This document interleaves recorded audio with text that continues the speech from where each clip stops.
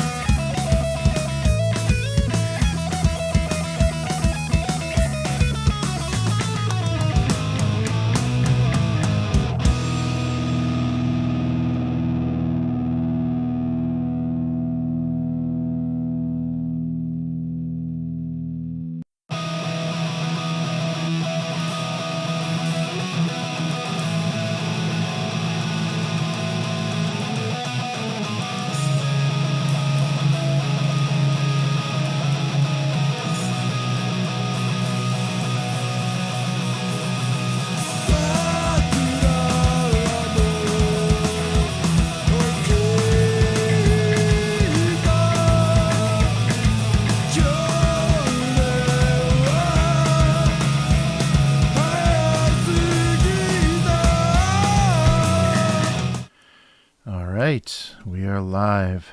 So let me know how the audio and video are working. We'll look at a little reflection there, a little glare. But today we're going to take a look at VOR the Maelstrom. So this is the starter box that they released. So the game only was around for a few years, I think 1999 to 2001. So very short life. But they produced a lot of books for it, and it had kind of endless potential, as you'll see when we look at the setting a little bit more. But yeah, I'll when I officially get things started, we'll do that. Hey Matt, how's it going?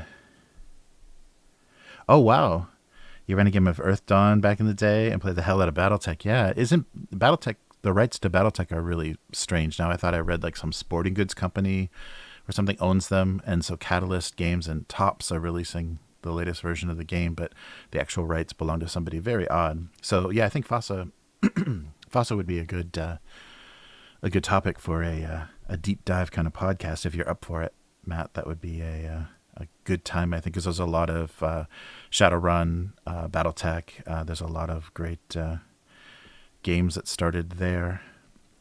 And yeah, that's what we're looking at today. So a FASA game. And this kind of, I think, well, I'm not sure because the overlap isn't, it's pretty close. Like the death of Warzone, and you can tell, from the Paul Bonner box art. Ooh, let me get the microphone out of the way.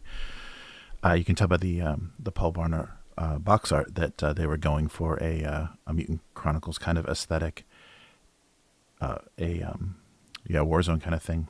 So I think the timing was pretty close to that. The death of Target Games and this game appearing in at FASA, and they tried to do a revival. I saw on Wikipedia there was a revival attempt for a VOR 2, because I guess the original creator still had the rights to something. I'm not sure if the name, but they tried to do a 2.0, and the Kickstarter did not succeed. All right, so I can't wait to take a look inside, and like we had with Blood Berets, it could be a little shocking because this is going to be 23-year-old game, so it's been kind of sealed. You can see there's some tears in the plastic. It's been kind of sealed, so we'll see what kind of state stuff is in.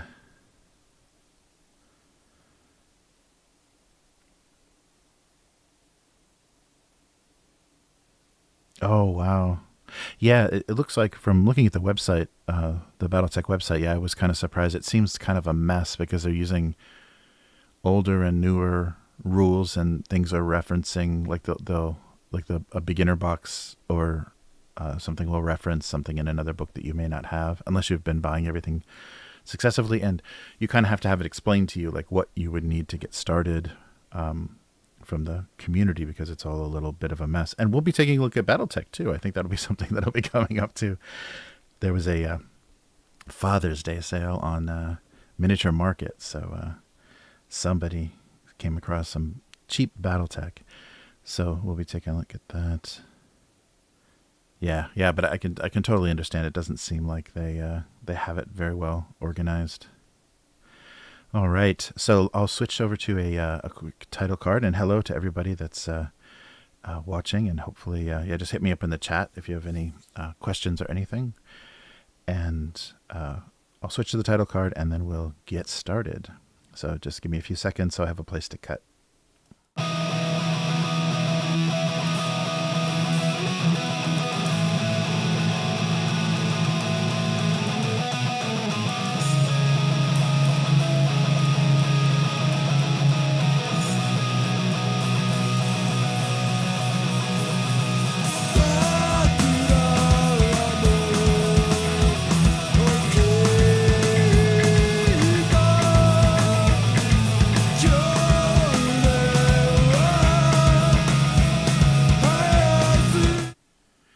Welcome to another unboxing, and this time it's going to be VOR the Maelstrom, the starter box for VOR by FASA Corporation, and inside are some metal Ral Partha minis that I can't wait to take a look at.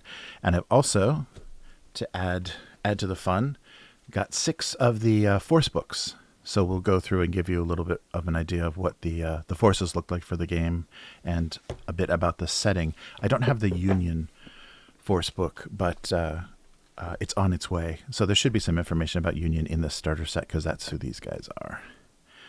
So VOR the Maelstrom was released in 1999 by FASA, and it seems like it was kind of taking advantage of the collapse of target games and maybe Warzone winding down, because as you can see from the Paul Bonner art, there's definitely some inspiration there. It gives you a similar aesthetic when you use a very similar artist. So let's take the plastic off so we can actually see everything better. And you can see the plastic is is barely hanging in there. So if you have a copy of this game that's mint in box and still has the plastic on it, it's about to go up in value. All right. Yeah, it's hung in there pretty well. This box is a little damaged, so I figured it was a good candidate for an unboxing. As you can see, it's got a crushed corner, but it's hanging in there. And yeah, look at that gorgeous art. Anything with Paul Bonner, I'm instantly attracted to. Trudvang or Warzone, all that good stuff he did for Mutant Chronicles. So the box is actually not as strong as I thought it was. So turning it over may be a bit of a chore. So extraordinary races clash in a war for survival. As you can see, yeah, FASA 12 and up. So here's the numbering. So this is their first box set for it. So let's see, nothing else really on the sides there. But let's have a quick look at the back. And so this is going to be Union versus the Growler faction. So its origin unimaginable, its hunger insatiable, its power immeasurable. The Maelstrom is a cosmic vortex of vast proportions, a realm where the laws of physics are warped and twisted into an obscene parody of reality. It exists only to devour and destroy. The Maelstrom consumes worlds. Within a swirling storm of chaos, planets ripped asunder and fused into strange alien landscapes. The survivors of these doomed lands struggle to live in a savage, unstable environment. Their lives are transformed by the perpetual battle for resources and the never-ending quest for stability and escape. Only the strongest, most determined survive. Powerful forces clash in the war for survival. Growlers, hulking beasts of pure aggression, thrive in the hostile environments of the Maelstrom. Their strength and ferocity rank among its most lethal inhabitants. The mysterious, and so I'm gonna need some help with some pronunciations if anybody knows. The mysterious Psyche meld technology and supernatural power into the deadliest of martial arts. The Union forces of the Earth rely on high-tech weaponry and well-trained soldiers, while the Neo-Soviet rivals send fierce hordes of infantry and genetic mutations against their foes. These are but a few of those trapped in the Maelstrom, each seeking to conquer, triumph, and endure. So VOR the Maelstrom is a fast-paced tabletop game set in a twisted realm of the Maelstrom. This set contains everything you need to play. So features include a fast-playing, detailed miniature combat system, flexible game mechanics that apply equally to both skirmish and large-scale battles, conversion rules for using any miniatures to play VOR the Maelstrom. That's a really interesting, because of the setting, it can engulf anything. So they left it open to using your own miniatures, which I think at that time was pretty rare. Profiles for 9 of the most important races in the Maelstrom. Basic force listings, metal miniatures crafted in lead-free pewter. Thank goodness. We're opening this 20 years later. The contents are a rulebook of 40 pages of color, a 16-page scenario book, 9 Union miniatures, 1 Growler bull, 3 one-horn Growler miniatures, Growler pups, 3 of those, 5 plastic terrain walls, which you can see they look pretty identical, 3 plastic templates, and 2 10-sided dice. Yes, cover painting by Paul Bonner. Kev Adams did the miniature sculpts. Nice. Union miniatures were painted by Lee Simpson on the box here. Growler miniatures by Jim Nelson. Terrain walls sculpted by Bob Nailsmith and painted by John Bridegroom. Yeah, so VOR the Maelstrom, do they have a date? Yeah, 1999. So this was the beginning of this set. Sorry, I can give you a quick look at everything. So those are the guys we've got inside the terrain and our growlers. Nice. So, warning, keep away from children. Must contain small parts. So, figures and walls come unpainted and require assembly. Figures shown actual size. Oh, there we go. So this is actual size on the box. There's a thumb for size reference. And manufactured in the U.S. by Ral Partha. There's the little Ral Partha. And there's the damaged corner of the box. All right, so let's see how the contents have survived all these many years. This is just time capsules is all we're doing here. All right. So, yeah, as I said, the box is a little, it's of the time. It's that typical board game quality. So pretty flimsy and pretty damaged, but that's why it's getting open. Oh, but things are well contained inside. So here are our terrain pieces. Wow, they're a lot bigger than I suspected. They didn't look so big on the back of the box. That's nice. There's a lot of, half cover and full cover on these pieces. So they are all identical. We'll open one up here. Wow, this plastic is it's not messing around. It's pretty heavy. There we go. So, yeah, these are, I just feel like cast PVC or something. They're not resin, but plastic, and lots of disgusting stuff coming over the top. But yeah, as you can see, nice detail. There's a lot going on there. And they're all dug into the earth, but see they have little extended bits, so they balance well. That's something that a few companies could learn. Have their terrain, their scattered terrain stand up better. And there's little hatches, little ocular hatches on each one of these. Yeah, these are nice. I'm really surprised how large those are. That's going to fill a battlefield pretty quick. So what did we get? 6 of these? There's a bunch of them. So there's 5 it looks like. All right. And in some pretty heavy plastic. This was nice. I think this is what kept this side of the box from not being completely crushed. Here's our miniatures and a giant clamshell. All right, with their bases. So we'll get to those. But first, let's take a look at, of course, the obligatory postcard that you need to send in. People were just getting their email going. Nice. I like that reproducing these sets sometimes would involve. Oh, nice. Here's a list of all the releases for the miniatures. So they break it down between each of the forces and give you some more painted. So the Growlers, the Neo-Soviets. Oh, and they show you what's a blister and what's a boxed set and give you the numbers, the release numbers. Union and Psyche. So yeah, they went at the beginning with this box with just the 4 forces, but as you'll see, they got a few more out in the couple of years that this survived. Nice. Here's our scenario book. Ooh, this is it's not yellowed because I think it was kept away from the air, but this is almost newsprint. It's a very rough, kind of low quality paper, but it still takes the black and white photographs pretty well. They print it up pretty well. The border looks pretty good. But this is not going to last long now that I'm exposing it to 2022 air and moisture. Oh, cool. And there's a force sheet on the back. So yeah, very simple. So the Righteous Encounter is what the setting for this box set. As you can see, they're showing you everything that's in the box in one little photo. They give you a nice piece of fiction at the beginning, give you the setting, and then describe the scenarios for the Righteous Encounter. So they give us 1, 2, and of course deployment. Oh, nice. And where to put all of the terrain. So 4.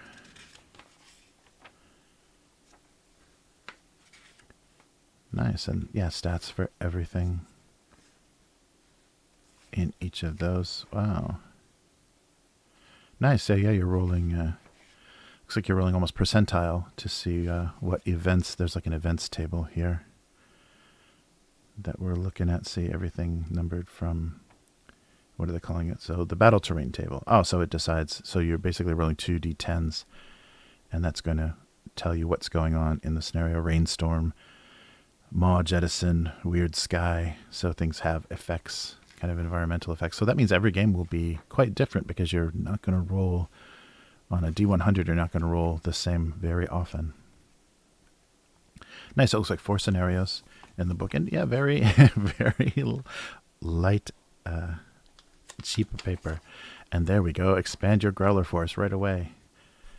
Oh, Cincinnati, Ohio. There we go. The Growler special in Cincinnati, Ohio. It says wait 6 to 8 weeks for delivery. I wonder how long you'd have to wait now. And they give you a couple of D10s. Nice. Yeah, they're actually decent quality. I guess we're really used to the cheap Chinese stuff now. So nice. And here is our rule book. So this is much nicer quality. You can see a nice glossy cover. The art is still pretty great. It's very 90s comic book here. Yeah, definitely the forces feel a little Starship Troopers.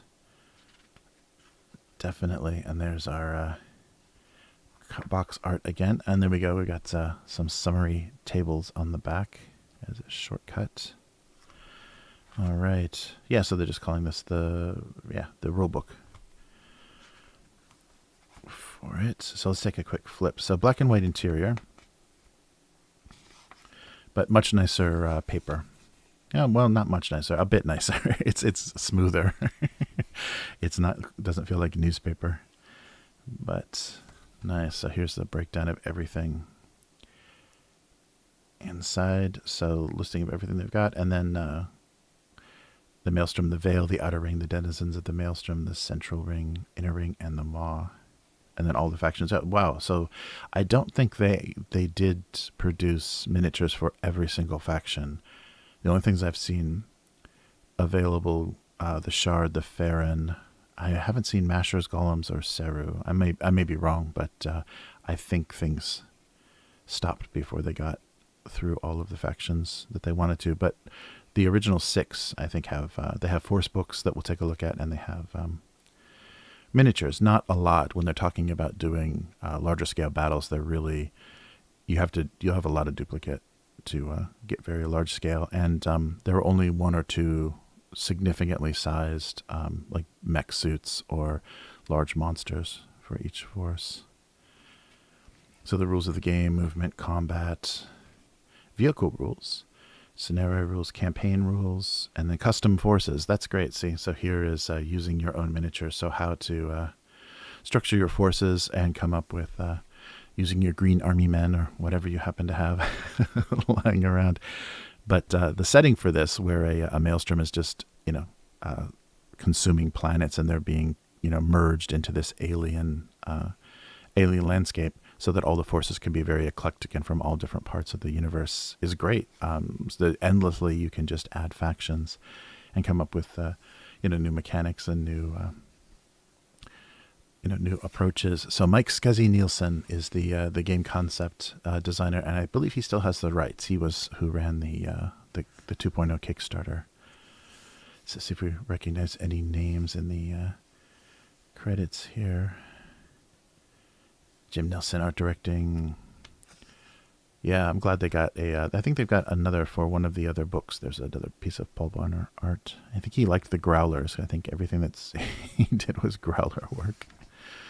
So let's take a quick look through. So this is specifically the book for the starter set. So it's going to reference that, but it looks like there's also terrain that they had hoped to be producing. We're also making your own terrain, I guess. That's examples.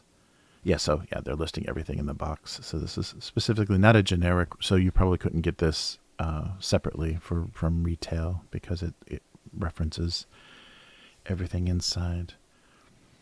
So I think we read most of this description. Yeah, the description on the back of the box pretty much covers this. So the rulebook begins with a description of the game and an overview of the Maelstrom and the current status of Earth. Examples of creatures and terrain that may be found in the Maelstrom are described in the creatures and locations sections. Force profiles detail the various races, including physical descriptions, brief history, preview of territory, control, and explanation of fighting style. The book then moves to the game rules themselves, beginning with game core concepts, playing the game, movement and combat, scenarios, campaign, and then custom force creation. Everything we just looked at. So yeah, D10, so D10 game. Roll resolution. 0 represents 10. And yeah, roll 2 for D100. A ruler in inches. Nice. Tactical conflict. Collecting and painting. Nice. There's some. Oh, that would be nice in color. There's our Maelstrom. You can see planets being sucked into it. So here's all of the... yeah, maybe a setting video might be nice for this, because there's a lot of information between the Forcebooks and this book. There's a lot of nice information about the background. Maybe we can find some good graphics and animation for this. The Maelstrom. Wow, so what if it was an alien creation? There we go. Yeah, there's some 90s comic book art. So there's different regions of the Maelstrom, different rings. Terra descending, that looks like Neo-Soviets there. Earth changes. So when the Maelstrom pulled Earth into its domain, it did more than simply alter the planet's position on the cosmic map. Indeed, although the Earth has been in the Maelstrom for more than 10 years now, change-related phenomena still appear with some frequency around the globe. Most of the changes have been fairly harmless, if not somewhat bizarre. However, there have been a number of massive upheavals resulting in widespread death and suffering. Listed below are a few of the more noteworthy changes, and that have manifested since Earth's arrival in the Maelstrom. So intense weather, planet quakes, sleeper pods, alien fungus, alien artifacts, and crystalline growth. Nice. And some more fiction. That's good. I like that with the settings a lot. So creatures and locations. So all the planets that are inside. Yeah, look at that. You can definitely build some great boards for this game based on it. Just a very fantastic setting. I mean, it really, if you're going to do your own boards and terrain, there's so much, so many options and so much that this setting suggests. I wish it was still around for people to be inspired by. I mean, it is still around. We're opening it right now, so obviously it's still around. I mean, actively being produced and developed. So here's our aliens. Oh, nice. Yeah, good illustrations. There's a lot of, very nice action and stuff. It's not that very flat kind of sterile looking line art that you sometimes get on the cheap. So all of the creature rules. I wonder how many miniatures. Oh, they've got a color page in here. Oh, for the forces. Nice. A little color section in the middle here. So that was our monsters. Here's our forces. Now get out. Look at that. The mutants of Neo-Soviet. You gotta love that. So here's our forces. The Union look pretty rough. They've taken a beating. So the Union, the leaders of North America, of the North American Union, like to portray themselves as the first and last line of defense for the common man on Earth. In the turbulent times since the Earth was sucked into the Maelstrom, there have been an abundance of danger and enemy forces to use as an excuse for massive military buildup and increased social controls.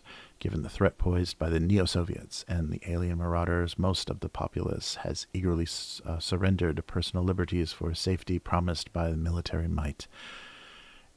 As if they had they completely predicted. I guess we're pretty much, this is pretty much the world we're living in right now anyhow. They kind of predicted what at least living in North America is going to feel like. Oh, excellent. Got some character art here. So, very militaristic, fascist America. Yay.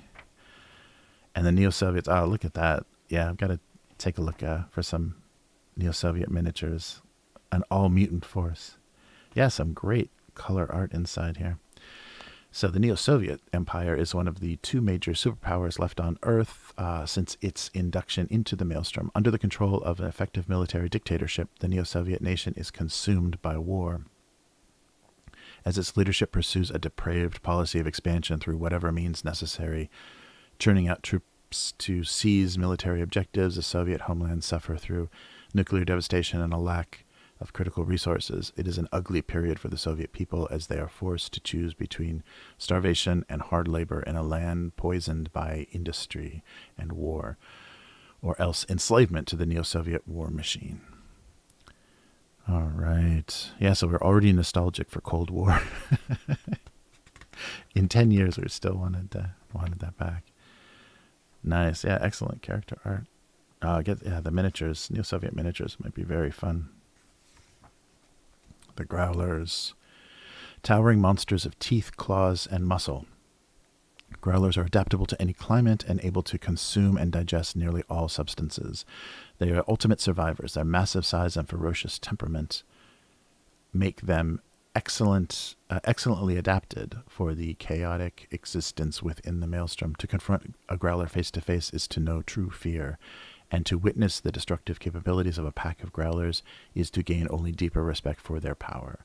Though it's certainly intimidating to battle even a solitary specimen, the threat posed by multiple Growlers is overwhelming. Normally combative even among themselves, Growler groups perform tasks with coordinated effort, functioning with a subconscious cohesion created through a primal telepathic link known as pack mind. Nice. There's a nice painted piece. I guess it's digital by now. Photoshop was working. Yeah, and the Growlers, looks like they have a few different species of Growlers, so a lot of different coloration and flexibility you can deal with.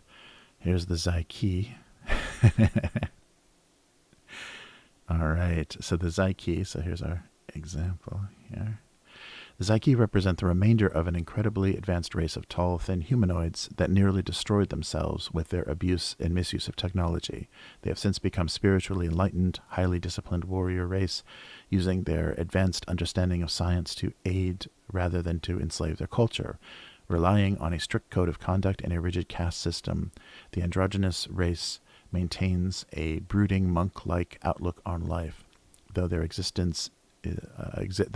different settlements of Psyche within the Maelstrom, they all share the same belief and attitudes focused exclusively on the preservation and protection of the people. The Psyche have developed a structured society consisting of mystics and warriors whose ornate fighting techniques are beautifully savage to behold.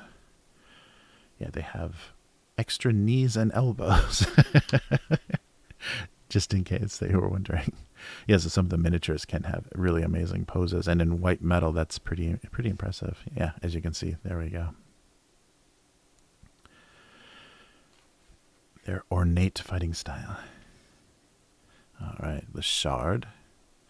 The Shard are a race of eternally insulted. Once they were infinitely free, having evolved into beings of pure energy, they were the most sophisticated race in the universe. They were free of the concerns of the flesh, having forsaken hunger, sleep, and even death. They had trained their minds to manipulate the crystalline materials that made up their homeworld, where the Maelstrom devoured the Shard planet. However, the tremendous thirst of the Maw began to tear their loosely bound energy matrices and patterns of life force that comprise their souls.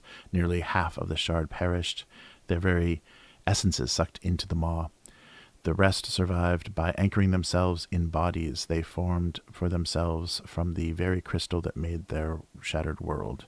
Since that time, the Shard have followed a single goal: escape, using their intricate control of their husks to form physical weapons and channeling small amounts of their own essence into awesomely powerful energy weapons. They perpetually battle through the Maelstrom in search of ways to free themselves from their imprisonment. To the Shard, there is no greater indignity than being forced once again to wear material bodies until that curse is lifted from their obsession. Their obsession will not be satisfied. Nice, a lot of, I saw some of that, in the terrain, so a lot of crystalline structure. And they even said that was, one of the things plaguing the earth. Nice, so crystal energy.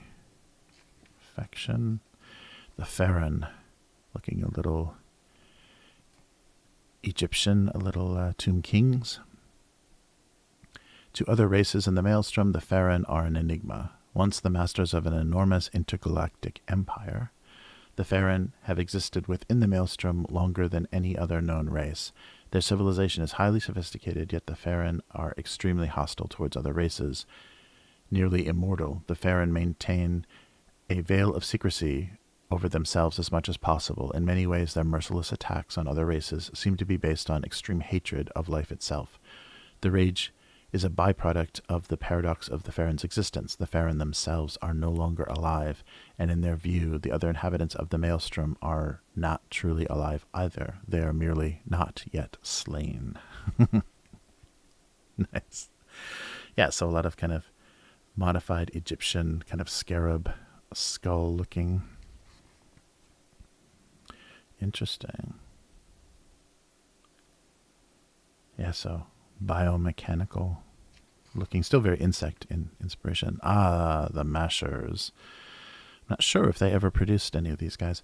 The Mashers are a race of brutal spaceborne primitives that wander about the Maelstrom searching for tech they can salvage for their barbaric activities. A race of master scavengers. They have been known to strip enemy units of their gear and items in the heat of combat. Masher males are born with an extremely overactive nervous system, which they can use to power salvage devices that they crudely mash into their bodies. The Mashers, being quite dim-witted, have developed very little technology themselves, and for the most part they rely on what they can loot and scavenge from the battlefield. Taskmasters, larger, more intimidating Mashers, lead legions of Masher grunts into battle, attempting to overwhelm and pummel their enemies into submission with sheer numbers. Masher forces will go wherever they think they can find more tech to salvage, and if particularly large numbers of tech is unearthed, it is common for many separate Masher forces to congregate there for the benefit of the new resources, to benefit from the new resources. Nice, so techno Neanderthal, techno caveman, techno primitives. Interesting, a little orc, inspired, maybe yeah, nice. Oh, there's got to be some miniatures. Look at that. that would be worth trying to put together. Yeah, right, like a Rifts, seeming like a Rifts inspired combat game. That's true, because the Maelstrom are like the Rifts. Oh, wow. Yeah, I don't think we saw these guys either, the golems. So maybe in 2.0 they were going to attempt to do miniatures for these guys. Golems are ruthless, merciless beings, utterly devoid of emotion. They see other life forms as little more than resources, slaves to be used in genetic experiments or for backbreaking labor. The golems are spacefaring conquerors long before the planet was devoured by the Maelstrom, and their imprisonment in the vortex has not changed their ambitions. Large, expressionless creatures with rough, stony skin, golems are actually two separate entities, one intelligent, the other mindless. The intelligent entity is a small creature that lives at the base of the golem's skull and directs the movements and power of the powerful humanoid body.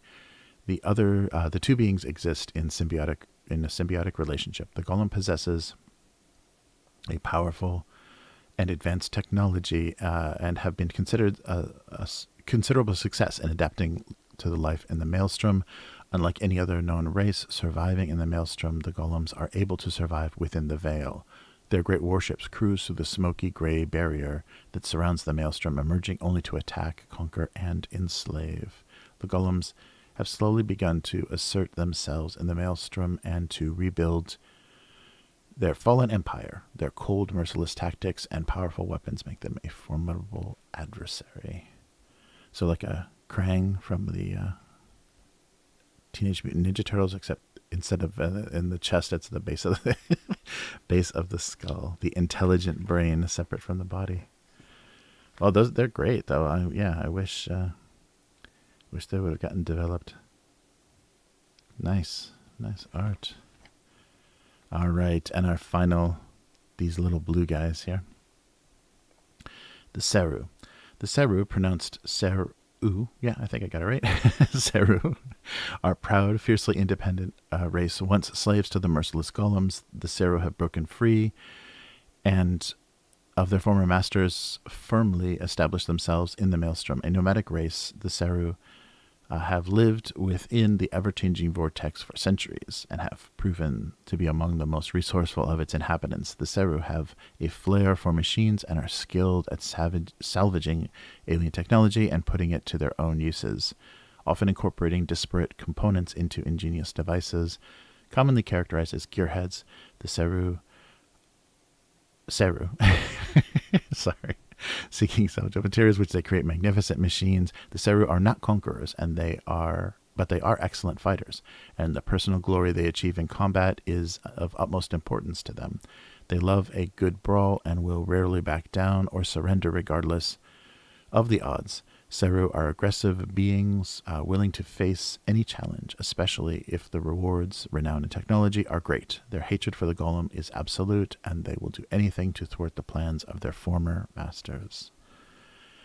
Look at that little guy. Oh, nice. Yeah, they're like little Smurf bikers. All right, and here's a gallery of painted miniatures. Yeah, let's see what they're showing off. I think it's going to just be the first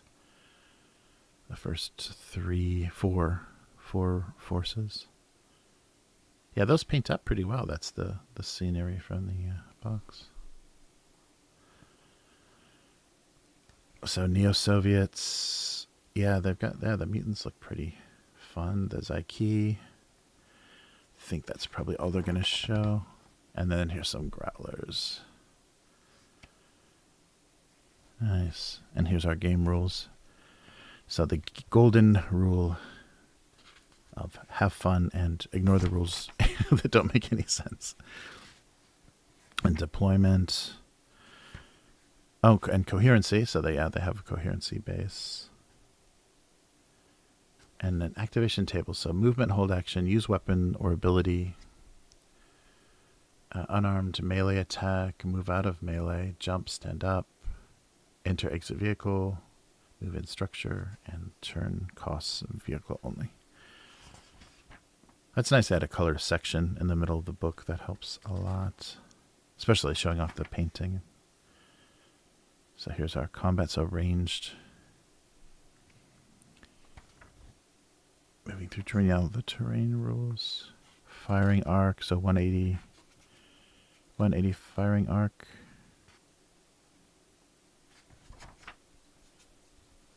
And ranged modifiers. Aim shot, soft cover, hard cover. Target is a larger model, firing into melee. Attacker using a held action, indirect attack, full auto. Target is paralyzed with panic, targeting the ground. There's another nice piece, unfortunately, in black and white. Oh, and they've got, yeah, so we've got a template. We'll take a look at those in a sec. So templates for kind of, yeah, flamers and splash, I guess splash template. Splash template and a blast template. Parrying, dodge tests. Morale. Oh, wow. So there's morale checks as well. So panicked units, and then there's a panic table. Paralyzed, pushed back, or broken. And then vehicles, which I don't think many got produced. General vehicles and the scenario rules. Yeah, very, very 90s. It's great art, though. It's very inspirational. So all of the types of battle terrain. Oh, and here's the same type of D100 table that was in the scenario book, giving you all the variety of cosmic storms, time distortion, all that stuff that's going on. Campaign rules. Oh, nice. A nice Neo-Soviet mutant. Multiplayer. For campaigns with more than 2 opponents, each player receives 1 campaign point. Nice, you have multiplayer matches. Never 3. Don't do 3. It's never worth it. And then the custom form creation rules. Looks like a golem there. Oh no, is that supposed to be? Oh, maybe that's supposed to be a Union. Is that like a American flag, North American flag? Because it's a battle suit covered with growlers. It's black and white. I can't tell. Yeah, it looks like a Union covered with the growler pups. Custom force creation overview. Note on race. Oh, let's just check and see what they say. The forces defined as part of the VOR universe are very race-specific. It is unlikely, for example, that a Growler and a Psyche combined force would ever come into being. These custom-designed force rules are created with that principle in mind. Each force is intended to belong to a specific race. However, we know that some players may wish to create custom mixed-race forces, which is fine by us, though the only thing most species in the Maelstrom have in common is the desire to kill each other. It is possible that a ragtag elements of various races may group together for survival or mercenary purposes. Whatever your force type, the following rules must be used. So concept, structure, and then leaders, base squad, elite, individuals, vehicles. So there's the structure of each of their races. Nice. It is doubtful, this is interesting, it is doubtful that you could find a single war game who wasn't excited by the wargamer who wasn't excited by the concept of creating and fielding their own custom built force. In VOR the Maelstrom, you can. This concept has been an integral aspect of the game since its beginning, as the setting allows for literally any kind of force to appear. Yeah, very cool. And now with 3D printing, that can happen. Yeah, so we'll have to check out the rules and see how playable they are, because that would be fun to do some custom printing for a custom VOR race. So yeah, here's all the attack ranges. These are all, so unit creation. And so they're giving you basically stat lines that you can use for different units. Nice. Okay, not all of the art is amazing. Force creation strategies. It is nearly impossible to be satisfied with your first results when creating a custom element to any game. There's always some strategy that you forgot to consider, or an issue of balance you didn't get quite right. The following suggestions may help you make a force that you're fairly happy with from the very first try. Nice. And here's our tools of the trade. So preparing the miniatures, cutting off all that flash, super gluing them into bases. Nice. Yeah, the painting section shouldn't be in black and white though. Force lists. Weapon statistics. So here's a Growler force list, the Union. Oh great, so here's stat lines for everything. So instead of cards, they're just going to do lists, which I think the books continue with. Which is good, because you have the sheet, I think, to write down all your stat lines for each of the units. So just copy them out of these sections, and it's pretty easy to deal with. And then there's no cards that you have to also buy. Neo-Soviet force lists. Yeah, so they didn't go beyond those initial 4. So some of the later ones that we saw, kind of their dream, their dream of the future didn't happen. And there's our last illustration. Nice. Oh, that's right. I think they produced like half a dozen, maybe like 4 or 6, maybe 4 novels for this setting. So there we go. There's something else to look for. Warner Aspect, a thrilling new series of adventure novels based on the universe of VOR, the exciting new wargame by FASA. So in 2 years, they produced 6 factions, white metal miniatures, 4 novels, and a starter set. That's pretty impressive. Into the Maelstrom, the Playback War, and Island of Power, where your imagination knows no bounds. And here's our little table. So yeah, I guess the force list was in the scenario book. Okay, and here's our, looks like we've got a sheet to punch out. Here's our templates. So it's just scored plastic sheeting, but it's got our, your ranges there. And what is that? For measuring something, maybe line of sight height or something, because it's got a, maybe for things that create barriers. That's what you're hiding behind, yeah. All right, well, that works. And then your mail order form for everything. So yeah, I guess this is, everything that's available Oh, nice. There's some 90s for you. Mouse pads or temporary tattoos. Look at that. You want some Battletech temporary tattoos for $3 a pop? Nice. I wonder how many people were wearing Battletech temporary tattoos. Yeah, so here's FASA's just generic mail order form. So they had, back in, 99? They had Battletech, Crimson Skies, Shadowrun, VOR the Maelstrom, and then a lot of novels, Battletech novels, Shadowrun novels. I guess why Battletech is so novel-rich.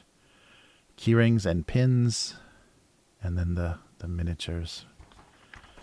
Wow. So as you can see, some pretty, some properties that have endured were originally FASA. So yeah, it might be worth talking about the history of that company a bit. All right. So let's get into the miniatures.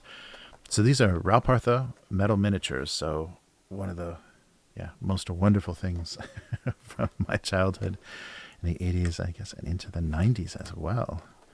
So let's see if this clamshell is going to just pop open. Yep. Oh, and let's see what this says here. Warning 12 and up. Yeah, so small parts warning.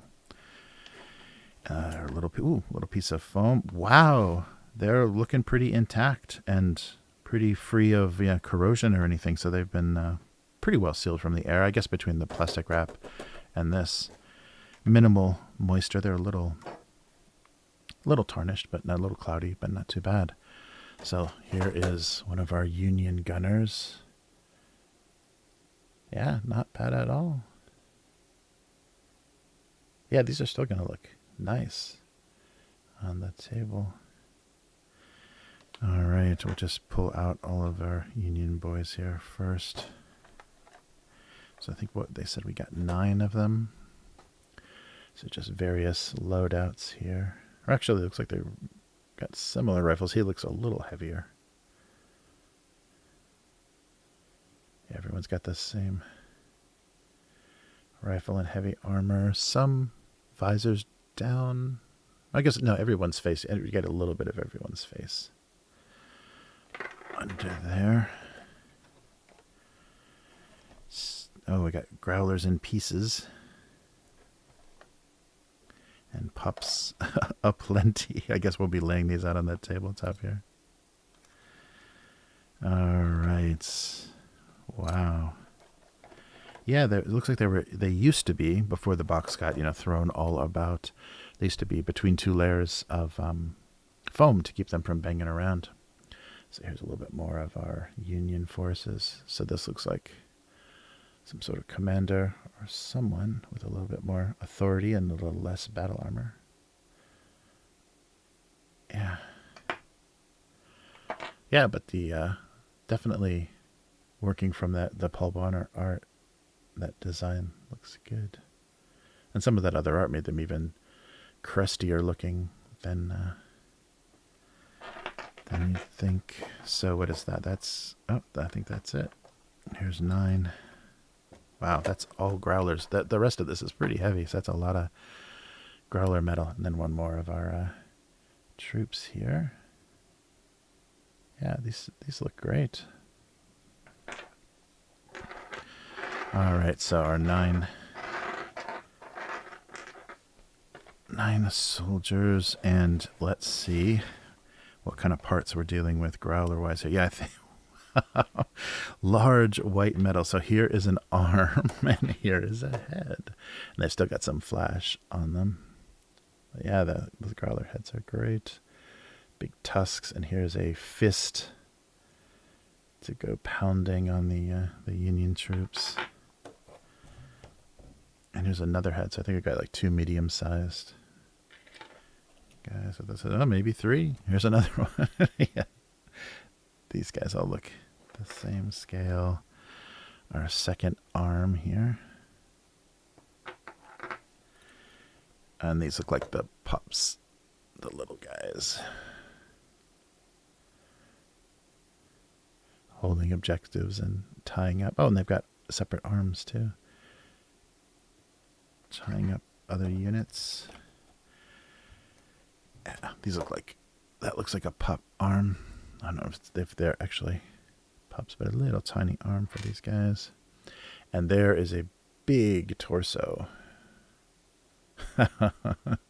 Come on, super glue. Yeah, these look like they're probably going to need pinned. They're going to be so heavy. All right. Yeah, so we had a 3 layers of foam. Oh, there we go. This looks like our big boy with fists overhead. A little bit of flash and stuff, but look at the detail. You even get the creases and the knuckles and the fingers. Get that. Yeah, and everything is still in decent shape, not too cloudy or discolored. Oh, and spikes all the way up the spine. Nice. Yeah, lots of pieces. Oh, here. Yeah, this looks like the big boy's head. To give you a bit, so very little neck there. But to give you an idea, like his fists are bigger than his skull. So the one thing I didn't see is assembly instructions. So this is back in the day where they're like, come on, you can figure it out. It's not super complicated. So it looks pretty obvious where things go, but that's something, I guess, with the computer-aided sculpting and stuff now, it's much easier to produce those, because like, some of the models are so complicated, the seams are hidden very much. And here's legs from our medium-sized fellas and another fist or so. Yeah, so it looks like we got 3 of those guys, because here's our 3rd pair of arms. Oh, 1 more. Oh, it's 10. Yep, 1 more Union Force buried under there. So yeah, we got 10 guys.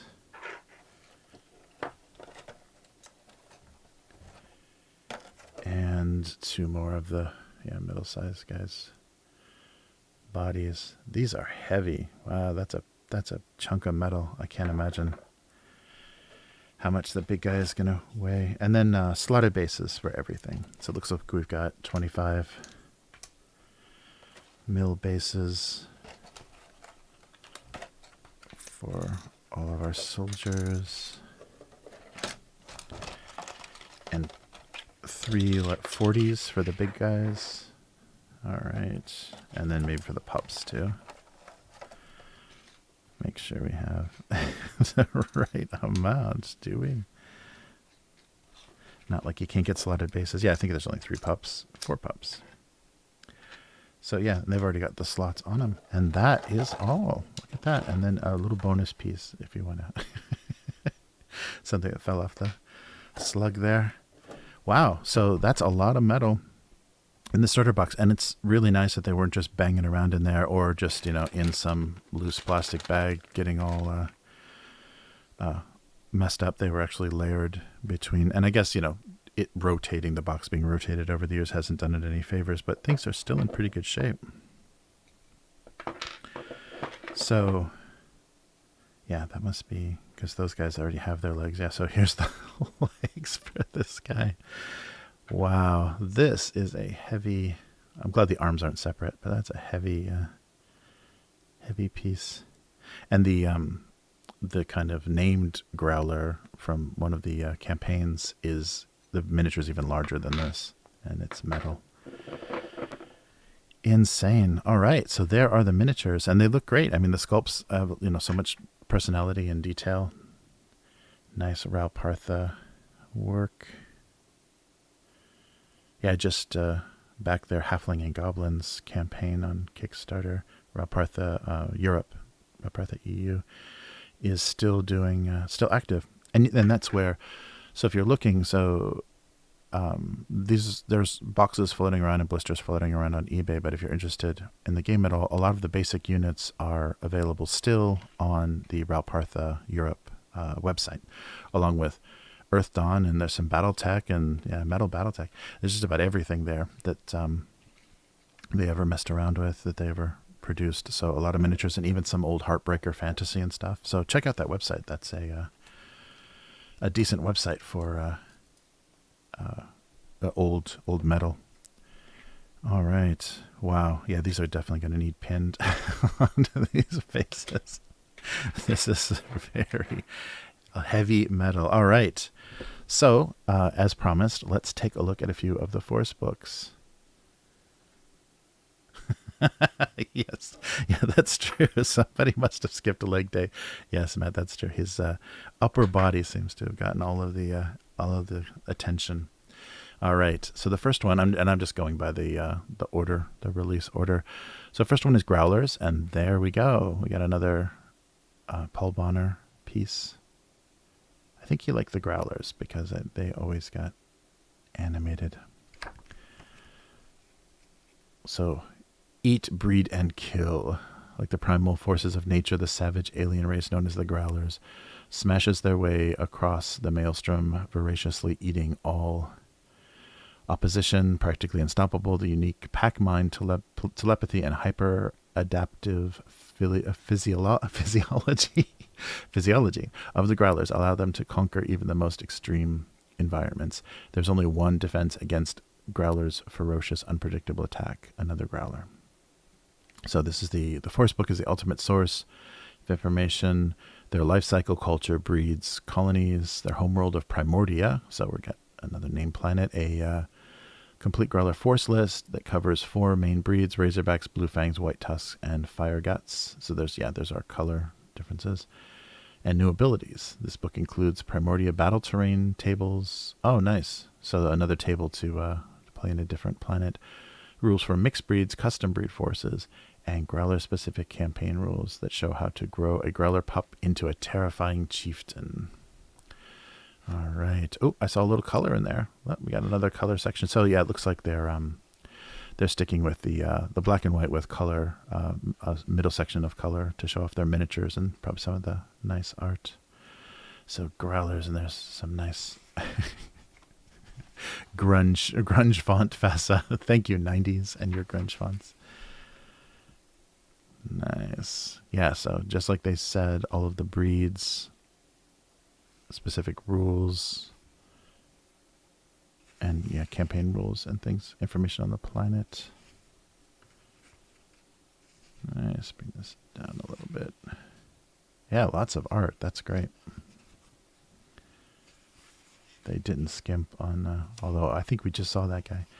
They didn't skimp on the interior art. That's great. And maybe that's a bit of a late 90s thing too. Wow. There's some very gruesome looking hybrids. All right, and another postcard. So Chicago. FASA was based in Chicago. Yeah, we definitely have to do a deep dive on those guys. There's some cute pups. So yeah, they go through all the different breeds, and then talk about their markings and factions and everything. So the Razorbacks, I was just hypnotized by the art. The Blue Fangs, White Tusks, and Fire Guts. I think we'll see painting examples for all of these guys. Look at that brutality. So rare Growler breeds: Blood Fangs, Warp Fangs, Bog Growlers, Sea Growlers, Void Growlers. Wow, yeah, there's a lot of Ghost Growlers, Tunnel Growlers, Wing Fangs, and then Primordia, the planet. Looks like a Pangea type planet. Wow, yeah, but they give a lot of background on all the different terrain and landmarks on the planet, the ecology. There's our color section. All right. Wow, yeah, great illustration. That's nice. Yeah, that's going to be really inspiring for painting. Not just to see someone's examples of the miniatures painted, but have illustrators go all out to do, markings and everything. Yeah, and here is that reproduced on models. Yeah, look at how huge some of these are. That huge gut on this guy. I hope that's his gut.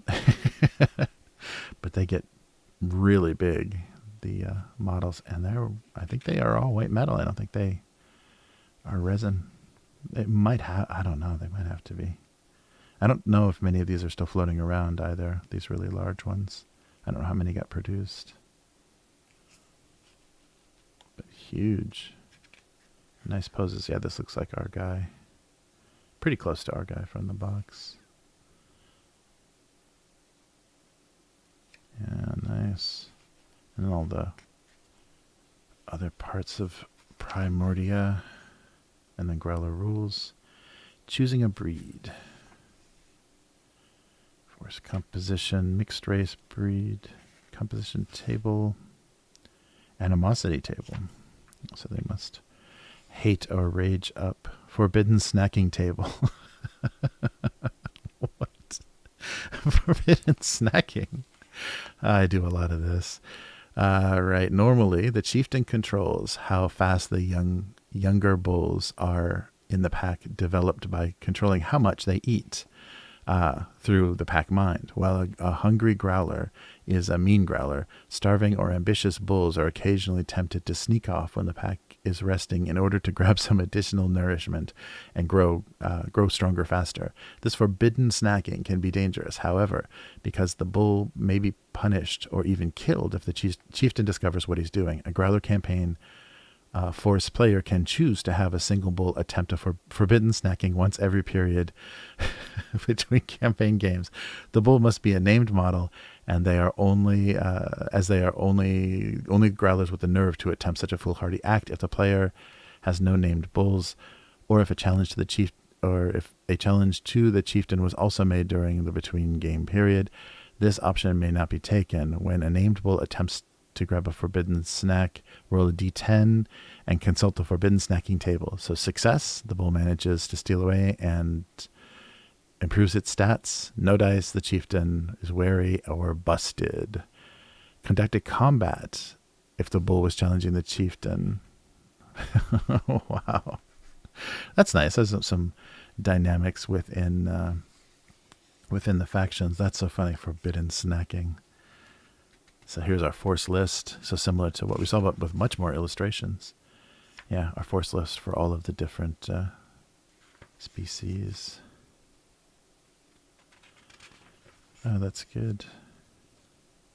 So not a lot. Oh, there's some, yeah, here's some abilities. Mighty Leap. Offensive Shockwave. Razorfang.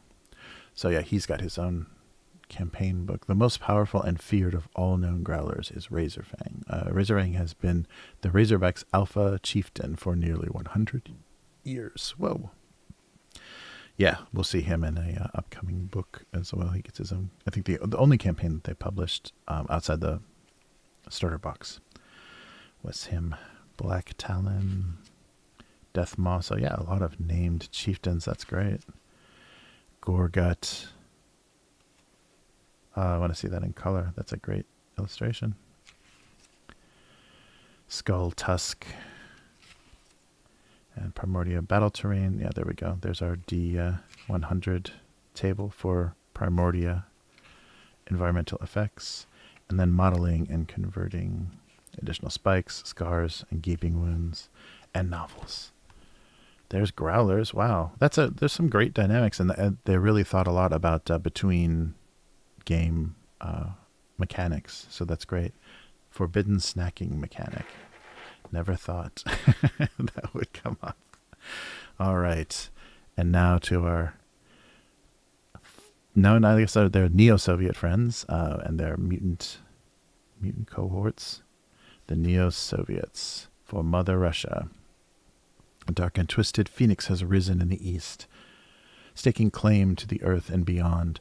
Surging forth from the irradiated homeland, the nightmarish mutant hordes of the Neo-Soviet Empire methodically sweep across the globe. Satisfied by nothing less than world domination, their mastery of the dark arts of genetic manipulation and biohazardous weaponry may be the edge they need to succeed in their megalomaniacal quest. The Neo-Soviet Forcebook describes the deadly and diabolical forces of the Neo-Soviet Empire, providing background on their massive military and their ethically questionable arsenal. The Neo-Soviet Force list offers new units, mutants, and the Ursa Heavy assault battlesuits. Looks like those guys. This book also contains an Asia Battle Terrain table and rules for creating your own mutants, and new campaign rules, including force traits. All right. So hopefully we got another, yep, a little color section in there again. Nice. Uh-oh, hazardous material. Well, we're going for it. All right. Oh, this paper's getting a little, a little thinner. Yeah, I think they went a little cheap on the paper. Oh, Scuzzy special thanks. Nice, the creator. Oh, nice. All right. So the introduction and background, Desperate Pursuit. Yeah, some fiction to give us a setting. Will of the People. Ah, everybody looks so happy. Oh, and a timeline here. Yeah, we've got history with years, dates, the general.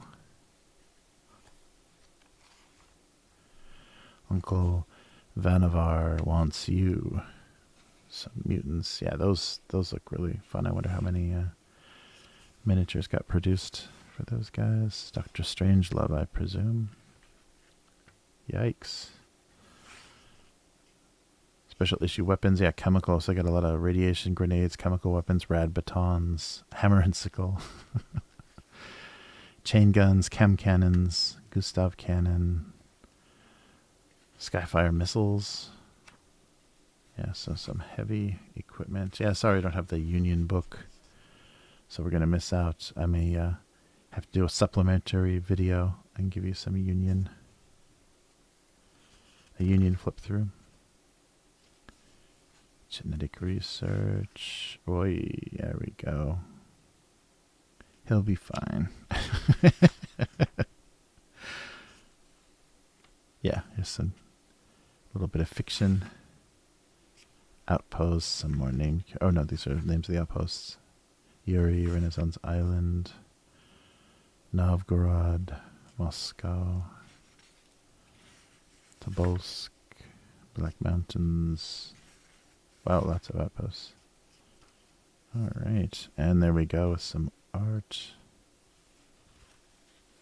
Wow, oh, those big mutants are excellent. There we go. So, officer with a Viper pistol and some troopers, their big battle suits, and then some terrain photos.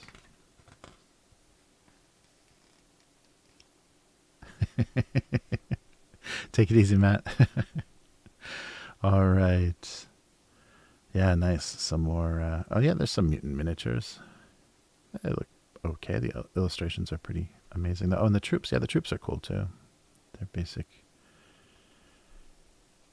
basic troops in those heavy coats. Yeah, they look good. Some more terrain photos. Wow, nice. Really nice board setup. Yeah, this stuff is so inspirational. It's really important for when games launch to have this kind of stuff to show off, or else people just, the possibilities are, they don't quite have that in their head about how big and crazy the games are. Oh, they do have, here's miniatures of, monsters. Oh, mutants. These are all mutants. Oh, I guess these are all mutants on their side. Oh, wow. But these look similar to some of the alien species, but they're all mutated and used by the Neo-Soviets. Nice. That's pretty brutal.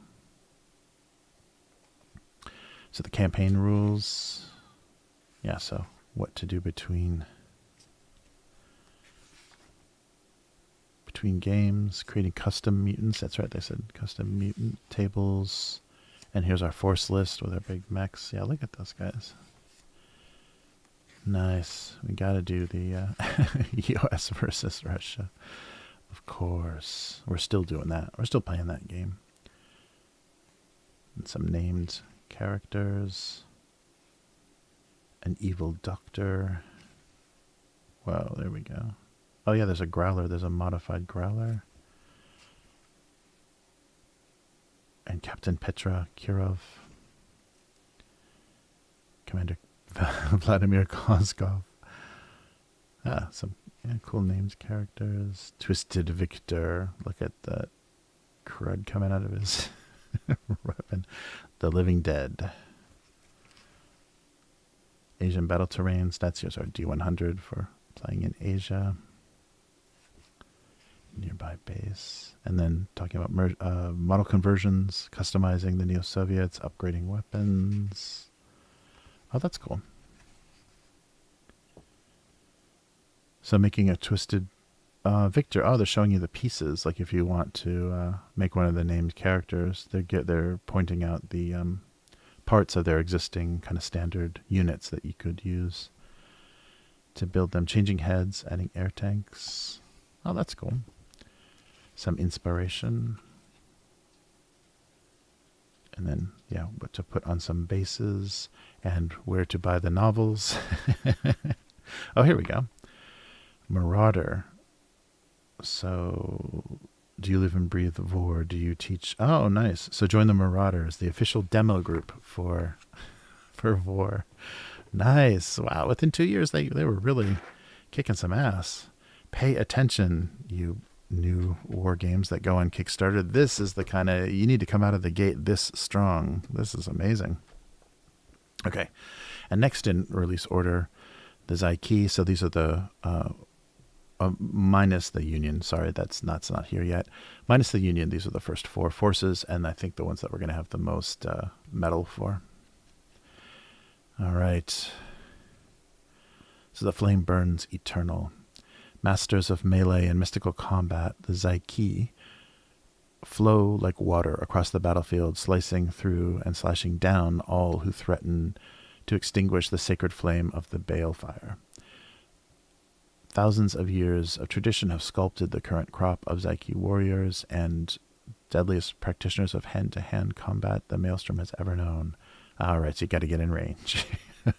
Psyche Forcebook describes the disciplined and wickedly agile warriors of the Psyche, providing detailed backgrounds on this alien race. The Psyche Force List offers new units, including the Wardines, the Death Dancers, Soulless, and Stalkers. This book also contains the Vicus Denox Battle Terrain Table, so their home world, new campaign rules, new force traits, and 5 unique personalities to the Psyche, and a quest to protect the secret flame. Nice. Is that? Oh, that might be a. Looks like a Paul Bonner painting. It's not reproduced very well. Yeah, but that painting, that illustration looks a bit Bonner-esque. So that might be a Paul Bonner. I don't know if the so Neo-Soviet wasn't, but this one I can't tell. The faces suggested a bit. Yeah, we'll see. Psyche and another funny 90s font. Font choices. Nice. So yeah, the physiology, the domains, the rules, named warriors. Wow, that's some great frenetic looking art. A little bit of fiction, physiology, their senses. Time weave threads, so their life cycle respiration. Time weave threads, the history, the other when, the rending, the reweaving, the shifting. Interesting. Yeah, there's a lot of background for these guys. A lot of like original. Their home life, the language, entertainment and arts, the flame and the void. Psyche spirituality, the subtle art, Psyche technology, their weapons and armor, communication, medicine, vehicles, construction, cornered, mystic traditions, way of flame, way of war. Yeah, there's some great illustrations here. Mystic factions, the keeper, the shadows of the flame, the keeper of the light. There's Death Dancers, one of their new units. The Soulless. Oh, those are great. Yeah, I've seen some of these miniatures. They're pretty ornate. Of course, when you've got staves and things in white metal, they're not very straight, but you can get there. Stalkers. There's the regular warriors. The warrior tradition. Oh, mystic tattoos. It looks like a lot of freehanding that you need to do. Oh, so here are these, yeah, factions? Yeah, because there's the Rega. Oh, yeah, so the warrior traditions. So these are the different traditions of fighting: the Divax, the Kachar, the Night King. Oh, wow. Mounted as well. Jotok. Wow, so a lot of tribe cultures. Fringe traditions.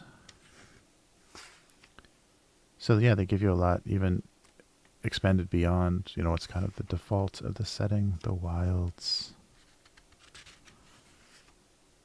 Psyche domain. There's the Shadowland of Vicus Donox. Wow, some good terrain possibilities here. Here's some, our color section. Oh yeah, nice. That feels like some Bonner illustration as well. I think that's why we saw the nice growler heads. Very good. Wow. Nice. Yeah, interesting. I mean, yeah, you can see some of the stabs. Things get pretty elongated in white metal. That's pretty scary. This is a nice table. Very Soviet, but it's very nice. Yeah, look at some of these get really extended. That's metal. Yikes, don't drop that ever. Nice. Yeah, really long stabs. The Runes of Detroit. Nice. So what's this table? What are they calling this table? Just outside the city of Gradostad. I see. Yeah, so definitely Neo-Soviet. Oh, there's that illustration in color. That looks good. A little airbrushy. Like good. Or I guess it's maybe digital coloring, so digital airbrush perhaps if it's 99 2000. Yeah, that may explain too why they can get so much illustration, because of the beginning of digital art. Yeah, some of this has a very Photoshop-y feel, you know, the Photoshop color. All right. The Psyche rules. Extended reach, nimble locomotion, beacon masters. And then there are campaign rules. Improving named models. Interesting, so you have to name a model, and then you've got the ability between sessions to improve it. I guess then it becomes much more precious. You don't want it to die. And here's our force list with the illustrations in there. Nice. Our warriors, I think we're going to have named characters soon, if it's like the other books. Our arsenal. So armor, staves, blades, gloves. Yes, no ranged. Your body is your ranged. Sling staff. That looks like it might give you some range. And bolas. And then, oh yeah, maybe some blast blades. Oh no, close combat. Blast blades, electro blades, heavy blades. Oh, so yeah, there is a little bit of ranged combat. So laser tips, lightning, plasma, pods, and stingers on their staves. So yeah, you've got some ranged. There's martial, mind talk. There's our named characters. This guy, Zuvia, master of the penultimate circle. Yeah, that was that piece of art we were looking at before. Oh, we need a miniature of that guy. Oof. Hythik, the Solas. Nice. Rakik, keeper of the light. Zajuba, keeper of the black flame. Yeah, I like these grizzled, wizardy, sorcerer-looking guys. So here's, and also the D100 table for Vikix Dinox world, the environment effects, and then modeling and conversions. Spikes to the arms. There we go. Customizing body jewelry. Custom tips. Repositioning. Oof. For the daring. Repositioning white metal. It doesn't sound like a lot of fun. Custom staves, which you'll need when you break them. Oh, and top knots. There we go. Some Psyche grow their hair in long ponytails. And don't forget the novels. Or becoming a marauder. I think I'm going to apply. Do you have what it takes? Well, we have what it takes now. We've got at least the starter set, right? All right, so we still got a few more here. So here is the first campaign book, or the first, I guess, adventure scenario book. They call it a conflict book. Okay, so these were Forcebooks. This is the first conflict book, and it is Razorfang's Exodus. So this is Razorfang, the largest of the Growler of that faction. It's time to fight. Earth is playing host to a legendary showdown. The Psyche warden, Mindtalk, has caught up with his sworn enemy, the notorious Growler Alpha Chieftain Razorfang. With the safety of Earth at stake, the Union and Neo-Soviet forces are on the hunt as well. Will the Growlers continue to flourish on Earth? Will Mindtalk succeed in slaying Razorfang? These questions can only be answered by you. Now it's in your hands. So Razorfang's Exodus is a series of special scenarios chronicling the Growler presence on Earth. When you return the enclosed VOR battle card, the results of your campaign will directly affect VOR's future storyline. This book offers new rules and characters for Growlers, Union, Neo-Soviet, and Psyche, and provides race-specific campaign record sheets. Nice. So play through this, give us your results, and then the next conflict book may be affected, by what you did. There it is. Record your results. Oh, that's really cool. Your 8 conflicts. We got more. More Paul Bonner art, of course, because it's a Growler. Nice. Yeah. So, and there's the Psyche opposing him. It doesn't look like that's gonna go well. All right. What was lost now is found. Oh, cool. There's the fight already. So maybe no color in this book. A little bit of fiction. So we've got 8 conflicts in here. So conflict 1, Mindtalk's arrival. I'm sure that's not received well. And it looks like we're playing on a 4x6, if I'm doing some of the measurements correctly. I think we're playing on a full table. So 4x6, it's, even though it's skirmish, it's not limited. It's not like a 3x3 or anything. It looks like a full, old school 40k size table. Conflict 2 is preemptive strike. So you need all 4 factions maybe to get through all of these. Conflict 3 is the fog of war. Nice.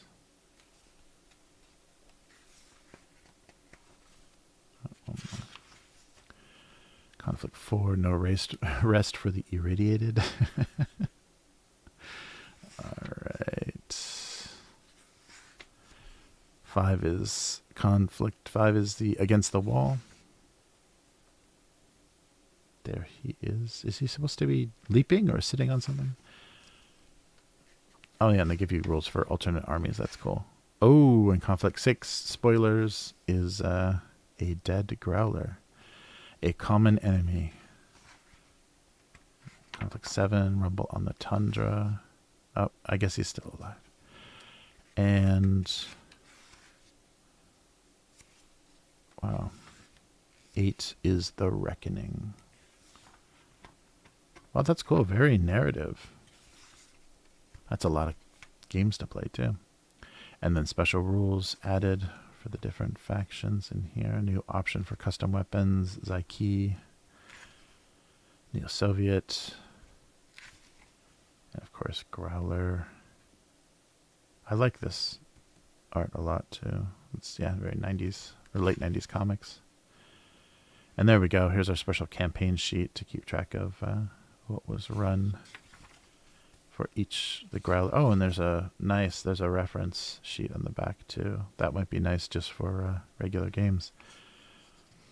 And Psyche, Union, and let me guess, Neo-Soviet. I'm glad they didn't do the fake Cyrillic font. Makes it so hard to read. All right. And don't forget the novels and become a marauder.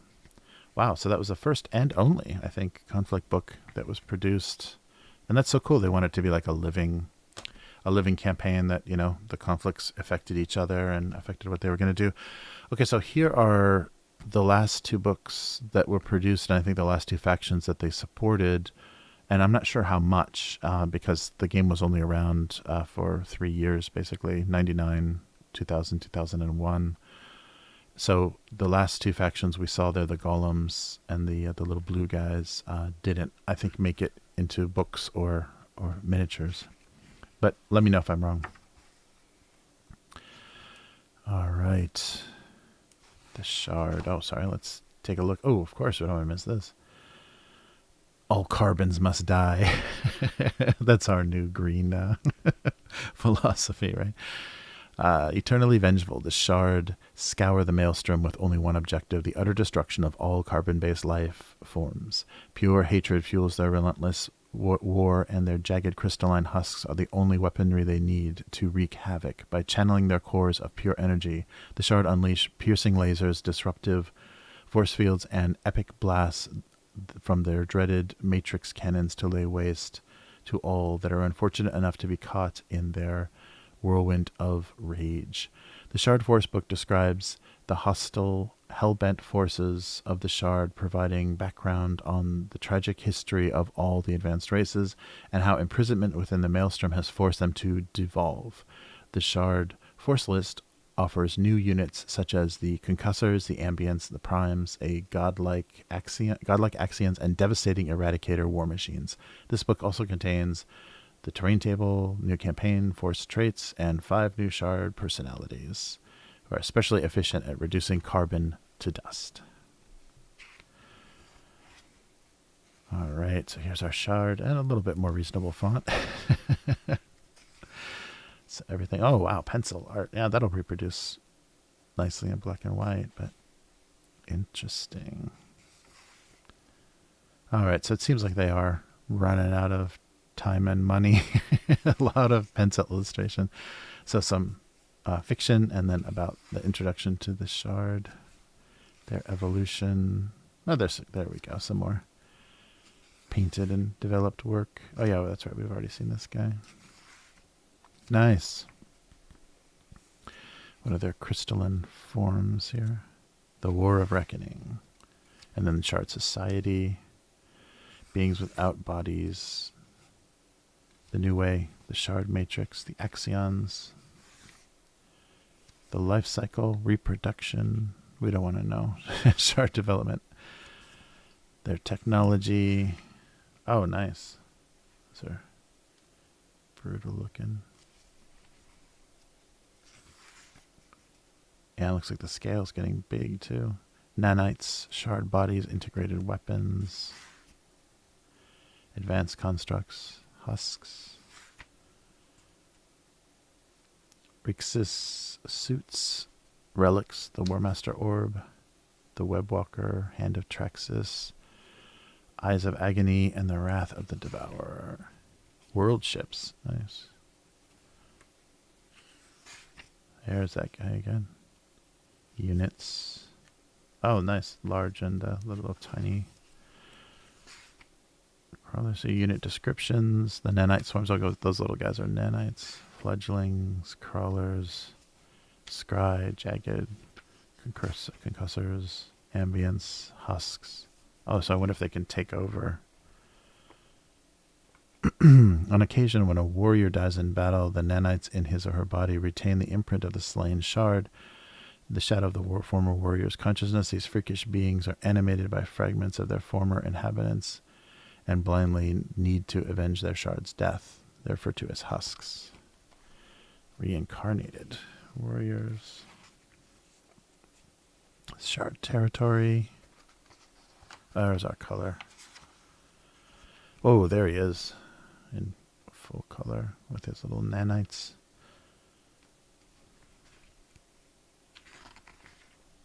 Nice. Yeah, this is really... I like that they do this for each faction, have these little portraits, and here we'll see. Yeah, so as miniatures, I think now they would you'd probably be able to do some more impressive miniatures. But yeah, in white metal, it's a little bit hard to have really intricate, dynamic structure. So crystalline is hard to reproduce. Oh, wow. But he exists. Look at that. Yeah, so not bad. I mean, it's a pretty good, they're a little chunky, but pretty good representation of what they're going for. Yeah, very Stormship Troopers, the kind of bugs. Bug-like. All right, so the seeds of the new empire. All of their worlds, the Fury. So the shard rules are starting here. Back to pencil drawings again. And then the force list. Oh, nice. All of their different units, war machines, and then their weapons. So they've, it looks like they've got a good balance of ranged and melee, maybe a little bit more ranged, heavy. And then their shard powers. Whoa. So here's Nicias Prime. Here's our named characters. Sorry, get that on there. Riskith. Satha. Yeah, this could be, I think, produced a lot more accurately now. Zexus. And here's our terrain table for playing in shard worlds. Nice. So modeling conversions. So reposing, significantly reposing. Oof. Adding weapons, weapon options, and adding chunky crystal bits. All right. Get those crystals chunking. Making crystal terrain. Oh, yeah, that's true. You would need a lot of crystalline looking terrain. That'd be a good 3D printing task. And no more novels. Let's just be marauders. All right, so that was the shard. So we're down to the last faction that was ever produced. So our final book, our final force book, is the Faron. And as you can see, a very Tomb Kings, like techno-Egyptian inspired force. Praise the Vorak. Wow, that's a pretty big piece.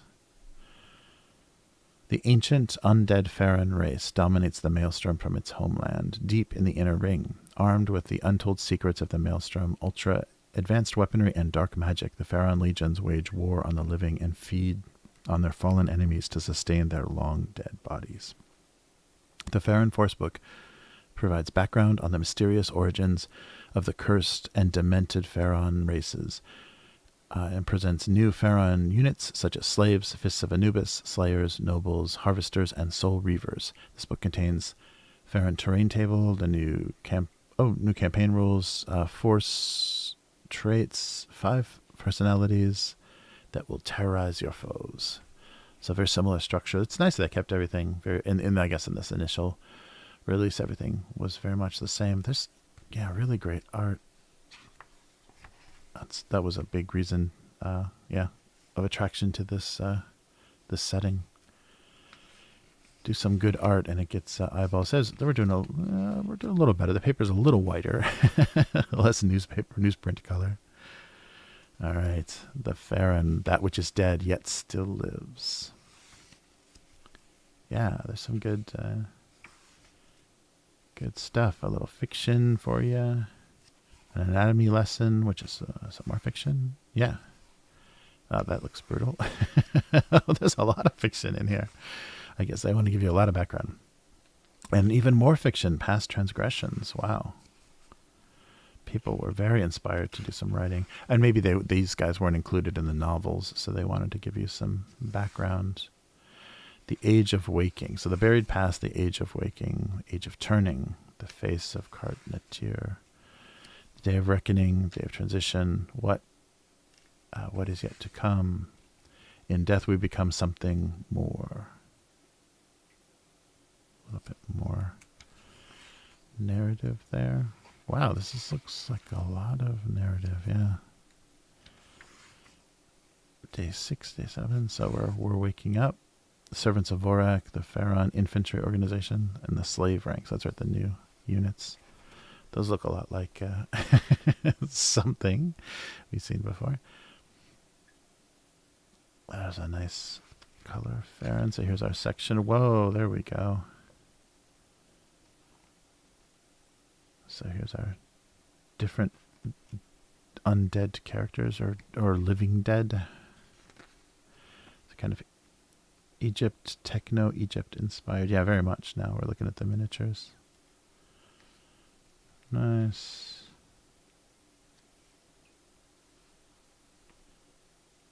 So Hierophant walks the black sands of Carnatir. Oh, there we go. They've got some very specific terrain. The Walking Dead. Oh yeah, they get some bigger scale armor and things. Yeah, I bet they never quite completed the range as these were towards the end. But yeah, there's some great illustrations. So the Fists of Anubis and the Blades of Set, Slayers and Soul Reavers, and then the Askasi. Sieve of Ulhatep, the Sundered Harvesters, and then the Leadership Kings, Hierophants, Nobles, the God King, and then their arsenal of crazy weapons. So light rifles. Purifiers, Devourers, yeah, a lot of crazy ranged and vehicles. Oh, walkers. The final mission. The darkness seems to be talking to him. He couldn't understand the words, but voices are floating out of the thick blackness. A lot of fiction in this one. Wow, they give you a lot. Yeah, maybe just because they finished the novels and these guys didn't get included, they had a ton of fiction to include. Looks like our different factions and then specific rules. Nice. Custom slave tables, the campaign rules. Making your custom slaves. And here's our force list. Oh, that's pretty cool. Pencil, but cool. Alright. Yeah, cool. I like all in the force list for them to put all the, at least heads of the different factions, give you an idea what they look like. So here's all of our force lists. Lots of mummified, an abomination. Looking dusty fellas. Nice. A scythe, right? Any Growler's skull. So their arsenals. Yeah, quite a bit of both melee and ranged, like a page of each, and then weapon vehicles, special vehicles. They've got dark magic, entombment, life drain. There we go. That's what we want. A lot of death-related special abilities, and then their antiquities. Oh, I'm going to see that in color. Did we? No. Aspect of the God King. There he is. Akaris. So here's our personalities, our 5 named guys. Karu Bastet. And Sephiron, the Eater of Shades. Oh, I wonder if these guys maybe didn't ever get made. A bit Abitus. Yeah, the armor is great. And then here's our terrain table for inner ring battles with the Faron. And how to wrap your Faron. Changing heads, raising the dead, creating zombies. Ah, there we go. Create your own original zombies. And positioning and adding hoses. Oh, and here, this is a force list with point values. We haven't seen this before. Oh, I wish they would have started doing this earlier. That's nice. So do a force list with everything right there. Whoa, come get some. See, these are all the books that are being produced for Crucible, for VOR, for Battletech, Shadowrun, Crimson Skies. Yeah, more Battletech metal. VOR metal, Crucible. High quality miniatures at affordable prices. Oh, wow. Become a Marauder, and they still are talking a little bit. Oh, so it looks like we've got a few more. I think there are 6 novels altogether. Looks like we've got a bigger list here. So they did do 6 novels for VOR. All right, and we'll leave you with that crusty Faron. All right, wow, $20. So retail in 99, 2000, $20 for, yeah, not a lot of pages and a lot of black and white, but still, they give you a color section, so that's decent. Yeah, all of these guys are listed there. Recommended retail is $20 for the Forcebooks, which is, I don't know, I wonder how that compares to what was going on with Games Workshop and what the retail was for Warzone at the time. So we have done it. Wow, I've been waiting to do this for a long time, and I apologize to a few of the patrons that were asking about this. VOR the Maelstrom, so the starter set and the Forcebook. So Union will still be coming. I'm going to get a separate rulebook that they published, a rulebook with this cover that was, I think, separate retail, and then the Union Forcebook. But yeah, this is not a bad starter set at all. Trying to compare, because it was around close to the same time. So we opened the basically second edition of Warzone, would have been a few years before this. Those were all plastic, though, so plastic miniatures. And I'm not sure, I don't think terrain, if there was, it was very minimal.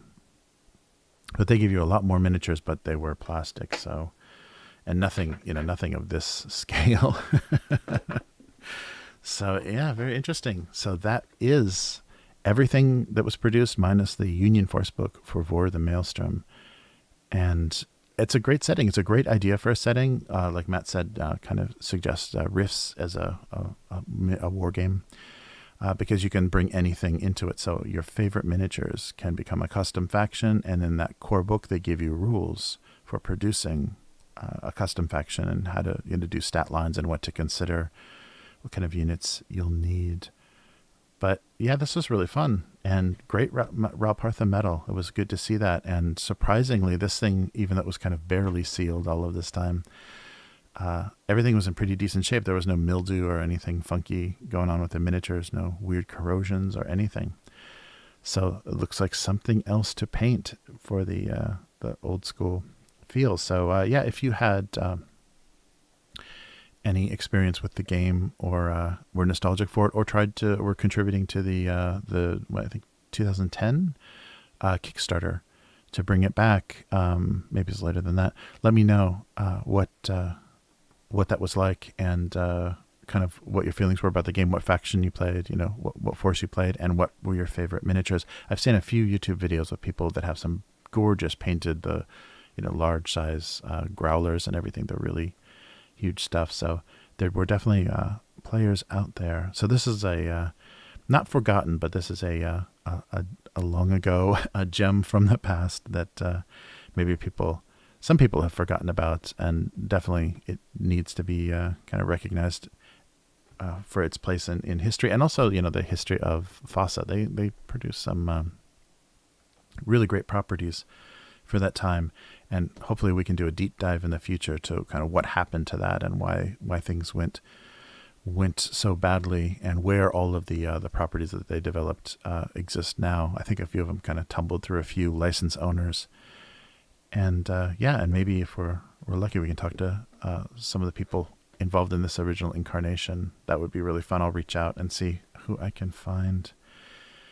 But yeah, really fun. So thank you for joining me. This has been another unboxing of VOR the Maelstrom's starter box, and the 6 of the Forcebooks and one conflict book that were produced at the time. So this was from 99 to 2001, and I wish it had gone on a lot more. But this is really fun. A really inspirational setting. I mean, there's all kinds of great, and I think this was already, we were at the time when doing custom terrain, kit bashing miniatures and stuff was already becoming very standard and really part of the fun of the hobby. So that's this is a great kind of product of that time. And there's our rulebook cover. So thank you for joining me. We saw some nice white metal from the late 90s, early 2000s.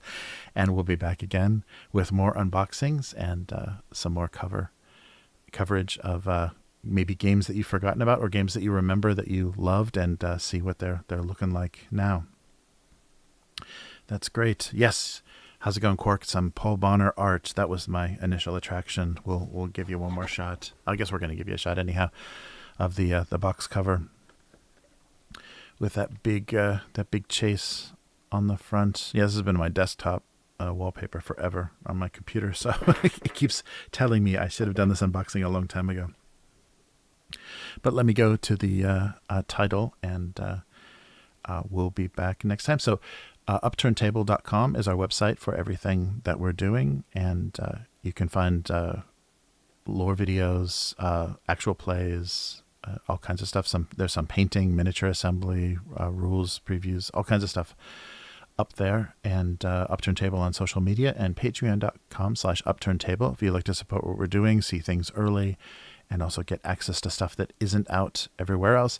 And also, you can click, if you're watching this on YouTube, click the join button to get access to the member videos that we're doing for YouTube.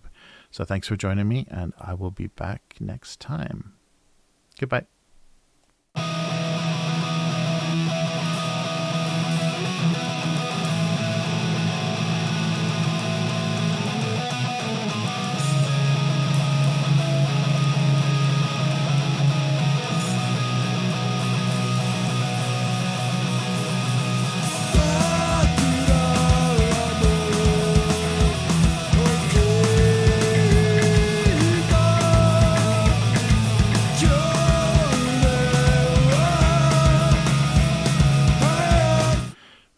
All right. Oh, hey, Quark. No, I just wanted to do a good place to cut, so I didn't have so much talking to chat and rambling in the main video. But yeah, you were better late than never. That's great that you could stop by.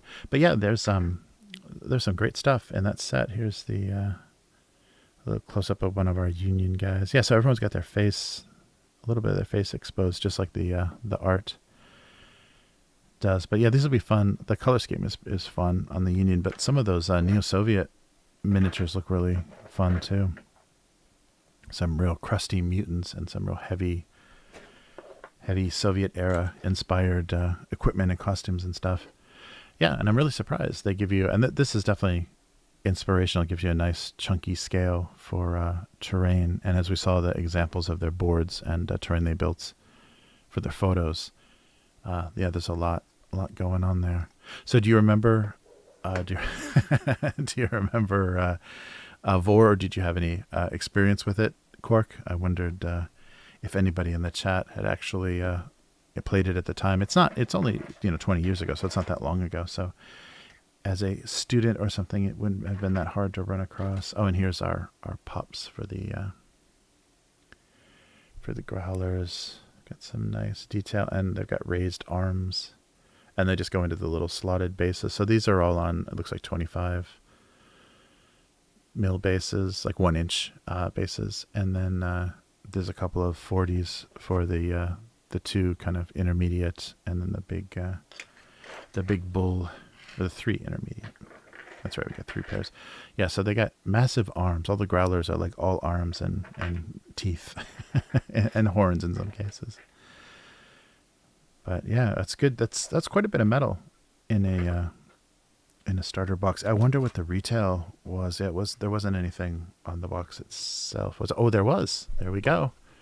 So in 1999, 2000 prices, $70 for all this metal and a core rulebook, a paper kind of more pamphlet adventure book, scenario book, and some pretty cheap templates, and then a couple of D10s. Yes, they give you 2 D10s.